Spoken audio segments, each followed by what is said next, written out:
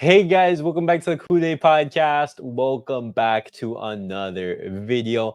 On today's video, guys, we're going to be talking about Wojciech Szczesny as could he be ready to play against Sevilla this weekend? And as well, we're going to be looking at some words from Deco in which he talks about Lamine Yamal, he talks about Hansi Flick, he talks about Danny Olmo, he talks a lot of different things. But guys, before I get started the video, make sure to follow me on all my social media platforms. Everything's posted down below in the description. Go over there and check me out. That way you guys can stay up to date with everything that I do on the channel. But guys, let's get straight into the video.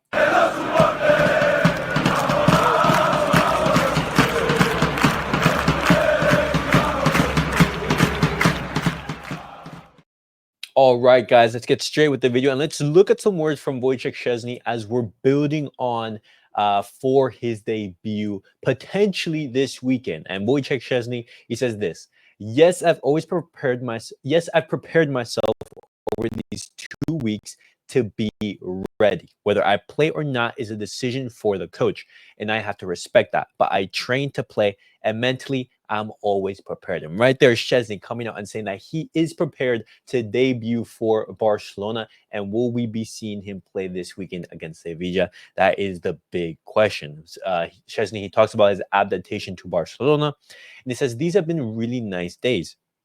That said, the first few days were tough physically, especially for goalkeepers as we train alone, and it's not that fun. But this week, when I joined the group, it has been very enjoyable and motivating because we play games and joke around with teammates. And that is to be expected. When you're coming off, a couple months just having, being away. He was basically retired at that point. He had to take that week or so in order to come back and get into the swing of things. And then I'm pretty sure the second week, that's just him getting used to the ball and everything. But Szczesny ready to play against Sevilla. He now talks about Barcelona's upcoming schedule. He says, in the end, every match is a test because championships aren't won or lost with just one game. We're up against two top teams in Europe, but Barca is also a top team at the continental level. It will be a great challenge, but the most important thing is winning because it improves the team's chemistry and gives us an advantage in the standings. That's why these matches will be crucial. And guys, I ask you guys this: if Szczesny is to start, let's say against Sevilla, would you guys be willing to start Szczesny against Bayern Munich and against Real Madrid? That is one of the big questions in this upcoming week because we know Iñaki Peña, we know the level that he's going to be giving us.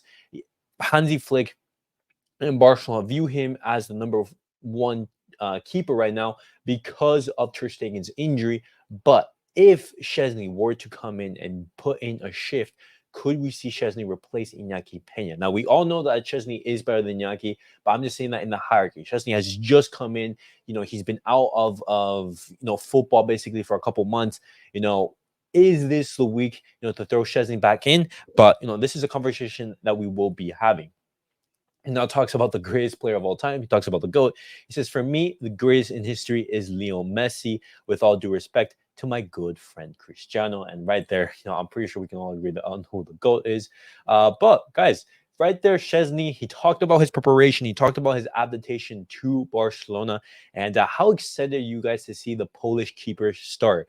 Honestly, with Ter Stegen's absence, with Iñaki Peña, that goalkeeper position has been a position where I would say hasn't been filling me with confidence. But could Szczesny be that man to basically bring in some life and just solidify Barcelona's defense? But now, guys, I'm going to be looking some words from Deco in which he talks about Lamine Yamal.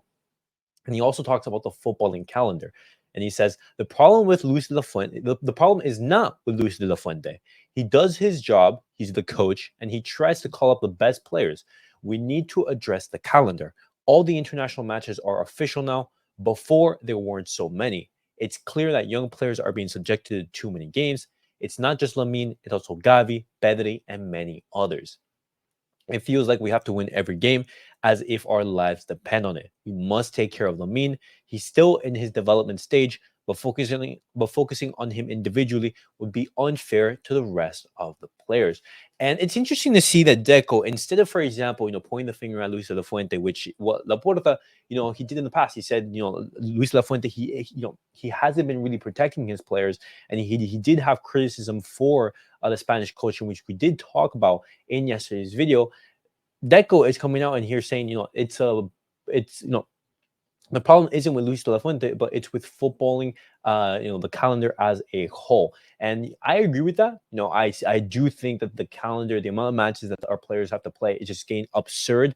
But also, Luis de la Fuente, if you see that the players are playing so many games, why not rest them? You literally have an entire nation at your disposal.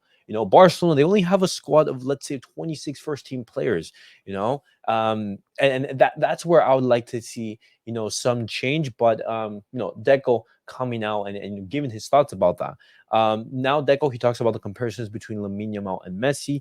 He says comparisons will always be there because football is about passion and idolization, and we can't expect people to stop making them. But everything in its own time. Lamine is writing his own story. Lamine has everything to become a key figure at this club, and it's wonderful to have him here to take care of him and appreciate him. He also says Lamine is writing his history at his Barca, at his club, which is Barca. Like Leo Messi, like Iniesta, he has everything to be a reference point at his club. It's wonderful to have him at home, and I completely agree with that. Those comparisons between Lamine Yamal and Messi, it's easy to make them because Lamine Yamal is an absolute superstar right now. He had that photo with Messi, with Messi bathing him at when Lamine Yamal was a kid. Also, they play in the same position and everything like that. And he's now wearing the number 10 for Spain. There are similarities in that regard, but I would say let Lamine Yamal do his own thing, and let's not compare him to the greatest player of all time. Those standards are just not going to be easy to reach, and it's just gonna add more pressure on Lamine Yamal. And as Deco said, let him write his own story. Let him do his own thing. Deco, he now talks about Lamine Yamal's maturity. He says he shows immaturity and decision-making ability that's unusual for a 17-year-old. But that's even more remarkable is that Lamine hasn't had the fortune of growing up in a team that was winning like Messi did. He's part of a process of renewal, and that speaks volumes about him. And that is one of the differences between Messi and Lamine Yamal, coming into the team. But we have to praise Lamine Yamal's maturity because he is only 17 years of age, but he's playing like a veteran who has been at the top level for decades. It's absolutely ridiculous what Lamine Yamal is doing, and we have such a brute gem on our hand. And if Lamine Yamal is able to explode that potential and become the player that we all want him to be, then my God, do Barcelona have an absolute gem on our hands. Deco, he now talks about Hansi Flick. He says, in football, you work to make everything function. When you see a team enjoying themselves with players who are happy, it's a very good sign. We have a very important week ahead, and we want to be league leaders going into the El Clasico. The game against Sevilla will be a key test before our match against Bayern. Okay, so right there, he doesn't really talk about Hansi Flick's appointment. He's just basically talking about, the Barcelona sensations and the expectations. And what's important is that Barcelona, we win that game against Sevilla, because if we don't get a favorable result, Barcelona, they will be going into that game against Bayern and the game against Real Madrid with, sort of, I would say half gas, and that's not what you really want. Deco, he now talks about Dani Olmo. He says Olmo is a player different from what we had in the squad. Before his injury, he was contributing a lot. 3 goals in 3 games, creating chances in the opponent's area and operating well between the lines. He's a very high level player.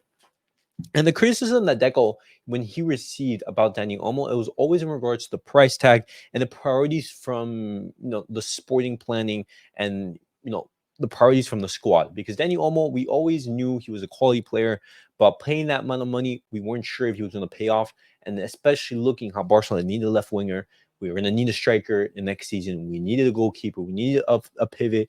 That's where Deco, he did receive criticism. Deco, he now talks about Xavi's departure. He says, when you work at Barca and have a position of responsibility, you know that you'll face both praise and criticism. That doesn't bother me. It's part of my job.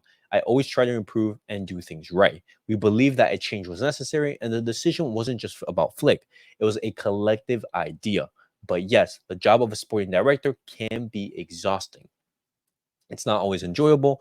You have to make tough decisions like changing the coach or telling a player that he's no longer part of the plans. But I've always been clear that I want to help Barca get back to where it belongs. And even though, we can criticize Deco, we can criticize Laporta, we can criticize some of the big figures at Barcelona, one of the biggest positives that I take away is that they actually care about Barcelona and they're Barcelona fans and they love the club. Maybe in the past we didn't have people who felt that same way and just were in it just for the success. But these people, they actually want to make Barcelona successful. But if they have the means, that's something completely different.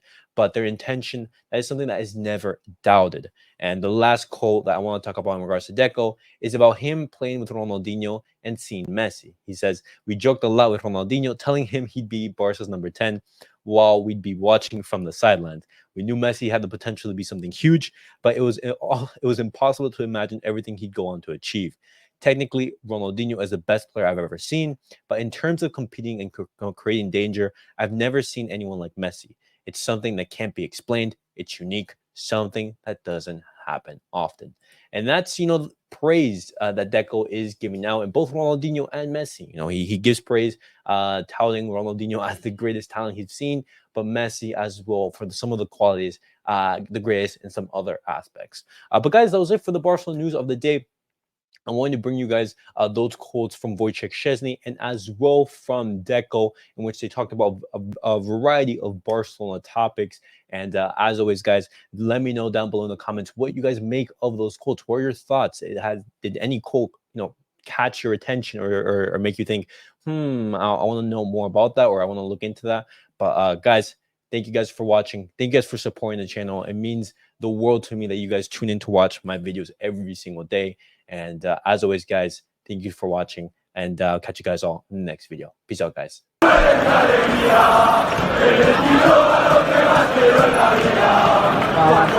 Ah.